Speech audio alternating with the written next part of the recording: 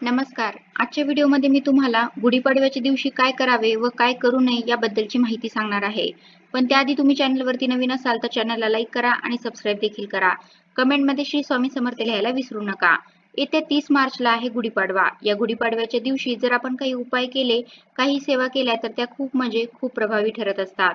या दिवशी आपल्याला जर काही नवीन गाडी घ्यायची असेल, नवीन कोणत्याही कामाला सुरुवात करायची असेल तर या दिवसापासून नक्कीच करू शकता. कारण की या दिवशी जर आपण काही काम केलं तर ते खूप शुभ मानलं जातं. पण या दिवशी जर आपल्याकडून काही चुका झाल्या तर त्याचे दुष्परिणाम देखील आपल्याला भोगावे लागत असतात. आता भरपूर वेळा आपल्याला काही गोष्टी माहीत नसतात आणि आपल्याकडून ह्या चुका होऊन जातात. अगदी जाणून बुजून आपण या चुका करत नाही, पण आपल्याकडून ही चूक झाल्यामुळे आपण जी काही पूजा करतो, सेवा करतो तर त्या पूजेचं फळ आपल्याला मिळत नाही. उलट दुष्परिणामच हे आपल्याला भोगावे लागतात. मग या दिवशी काय करावे व काय करू नये याबद्दलची माहिती आपण आज या व्हिडिओमधून जाणून घेणार आहोत. आता गुढीपाडव्याच्या दिवशी प्रत्येक घरामध्ये गुढी ही उभारली जाते आणि हा गुढीपाडव्याचा सण आपण अगदी उत्साहात, आनंदात साजरा करत असतो. आता गुढीपाडव्याच्या वेळेस आपण गुढी उभारत असतो तर आपण प्रत्येक वेळेस वेळूच्या काठीचा उपयोग करत असतो.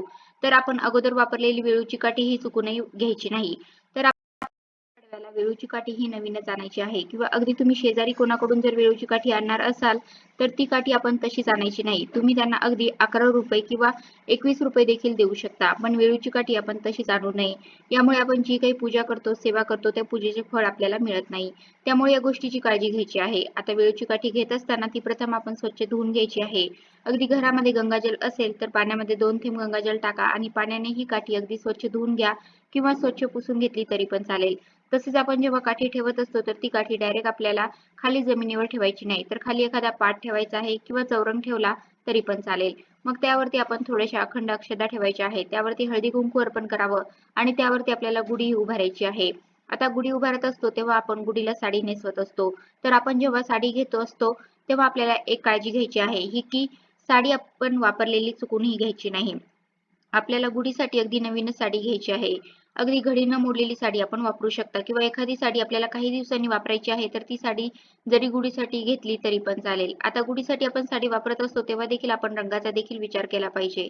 तर सफेद रंगाची साडी असेल किंवा काळ्या रंगाची साडी असेल तर अशी चुकूनही वापरायची नाही. अगदी आपण हिरव्या रंगाची, लाल रंगाची, नारंगी रंगाची तसेच जांभळ्या रंगाची, गुलाबी रंगाची साडी देखील वापरू शकता.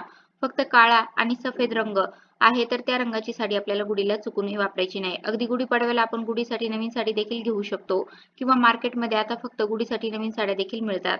आता यानंतर जेव्हा आपण गुढी उभारत असतो तेव्हा आपल्या घरातील सर्व व्यक्तींनी तिथे उपस्थित राहणे हे देखील गरजेचं आहे. तसेच आता आपण गुढीला देखील नैवेद्य अर्पण करत असतो. तर नैवेद्य अर्पण करत असताना आपल्याला पहिल्यांदा खिरीचंच नैवेद्य अर्पण करायचं आहे. मग तुम्ही शेवयाची खीर बनवू शकता किंवा शेवयाचा शिरा बनवला तरी पण चालेल. पण आपल्याला शेवयांच्या खिरीचाच नैवेद्य हा अर्पण करायचा आहे. इतर नैवेद्य आपण जो अर्पण करणार आहोत, मग तुम्ही श्रीखंड पुरी बनवणार असाल किंवा पुरणपोळी बनवणार असाल तर तो नैवेद्य नंतर अर्पण करायचा आहे. पहिल्यांदा आपण शेवयांच्या खिरींचा नैवेद्य अर्पण करायचा आहे. आता तो नैवेद्य आपण पहिल्यांदा गुढीपुढे थोडा वेळ म्हणजे 10 मिनिटे ठेवायचा आहे. त्यानंतर घरातील सर्व व्यक्तींनी तो ग्रहण करायचा आहे. तसेच गुढीपाडव्याच्या दिवशी देखील आपण नैवेद्याचं संपूर्ण ताट मग पुरणपोळीचं असेल तर ते देखील आपण गुढीपुढे ठेवत असतो. तर ते देखील आपण तिथे थोडा वेळ ठेवावं आणि दिवसभर आपल्याला ते तिथे राहू द्यायचं नाही. याची आपल्याला काळजी घ्यायची आहे. आपण ते ताट उचलून आणायचं आहे आणि जेव्हा आपण जेवण करत असतो तेव्हा ते आपण ग्रहण करायचं आहे. अगदी घरातील सर्व व्यक्तींना ते द्यायचं आहे. तसेच गुढीपाडव्याच्या दिवशी आपण आपलं घर स्वच्छ करत असतो, दाराबाहेर रांगोळी देखील काढत असतो. तर आता गुढी उभारल्यानंतर आपण आपलं घर हे स्वच्छ करायचं नाही. तुम्ही अगोदरच स्वच्छ करून घ्यायचं आहे. अगदी गुढी उभवतालचा जो काही परिसर आहे तर तो देखील आपण तिथे स्वच्छ करायचा नाही किंवा झाडून काढायचा नाही.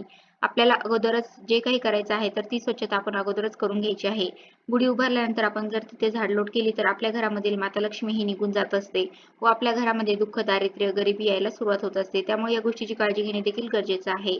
आता घरामध्ये लहान मुले असतात, मग अशा वेळेस घरामध्ये अगदी केर कचरा देखील होत असतो. अशा वेळेस तुम्ही झाडूने न झाडता तुम्ही एखाद्या कपड्याने साईडला घेऊ शकता. पण या दिवशी आपण जेव्हा गुढी उभारू त्यानंतर आपण घरामध्ये झाडू मारायचा नाही. अगदी आपण जेव्हा गुढी उभारत असतो तेव्हा आपण फरशी देखील पुसायची नाही. अगदी गुढी उतरल्यानंतर दुसऱ्या दिवशी तुम्ही फरशी पुसू शकता. पण जेव्हा गुढी आपल्या घरामध्ये उभारलेली असते तर तेव्हा आपण घरामध्ये फरशी पुसायची नाही किंवा झाडलोट देखील करायची नाही.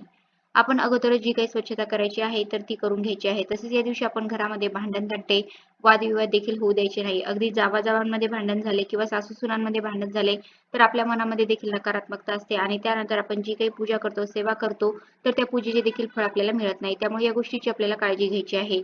तसेच आता आपण गुढी उतरवत असतो तर ती सूर्यास्ताच्या वेळी आपण गुढी उतरत असतो. तर गुढी उतरत असताना अगोदर ती हलवायची आहे आणि त्यानंतर थोड्या वेळाने ती गुढी आपल्याला काढायची आहे.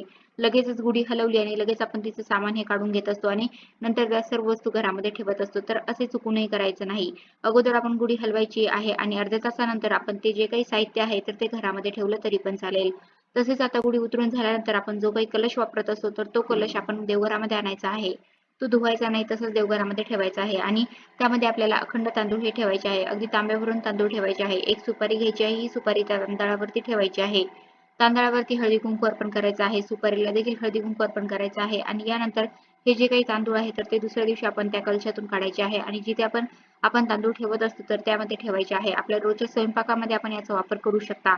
तसेच सुपारी तुमच्या तिजोरीमध्ये ठेवली तरी पण चालेल. यामुळे देखील आपल्या घरामध्ये कधीही धनधान्याची कमतरताही भासत नाही.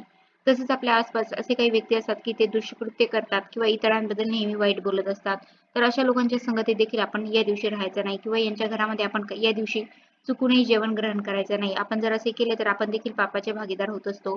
या दिवशी शक्यतो तरी आपण आपल्या घरामध्ये जेवण करायचं आहे आणि पुरणपोळीचा नैवेद्य किंवा तुम्ही श्रीखंडपुरी देखील बनवू शकता.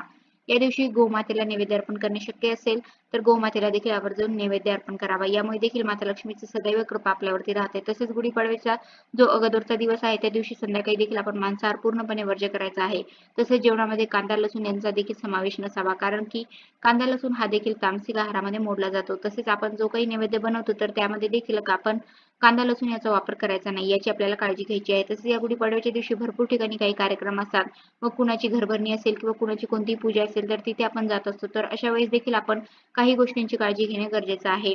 तर आपल्या घरामधील अशा काही वस्तू आहेत की ज्या आपण चुकूनही द्यायच्या नाही. ज्या काही माता लक्ष्मी स्वरूप वस्तू असतात, मग माता लक्ष्मीची मूर्ती असेल किंवा पूजेशी संबंधित काही वस्तू असतात तर त्या भेटवस्तू म्हणून चुकूनही द्यायच्या नाही. अगदी आपला सख्खा भाऊ असेल किंवा सख्खी बहीण असेल तरी पण आपण असे करायचे नाही.